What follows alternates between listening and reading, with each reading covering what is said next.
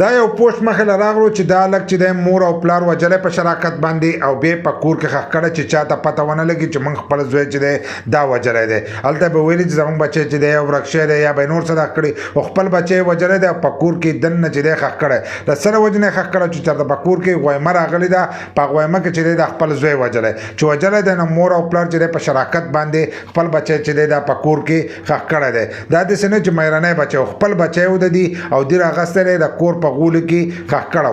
12 کاله پس چې دی نو بیا د دغې ښځې خاوند چې دی په منځ کې جنګ راغلی دی، غویمه یې راغلې ده چې راغلې ده، نو دغه خاوند چې دی دا بهر ته وتلی او خلکو ته ویلی دي چې ما او ښځې مې په شراکت باندې خپل زوی وجلی او د خپل کور په غولو کې چې دی دا موږ ښخ کړی. نو د ریسکیو ټیم راغلی دی او هغه زوی چې دی هغه یې ولې رایستلی دی، نو د هغه هډوکي چې دي هغه راویستلی شوي دي. نو 12 کاله پس چې دی د هغه مړی ښکاره شو. نو که مړی سړی و چې موږ وکړو نو دا به پټ پاتې شي. نو 100 کاله پس چې دی هم هغه مړی چې دی دا ښکاره کېږي، لکه مړی چې دی دا نه پټېږي. او دا سګه مور پلار او خپل بچی چې دی هغه یې دغه شانتې وجلی او په کور کې دننه ښخ کړی چې هره ورځ به په دې باندې د دې نظر لګېدو.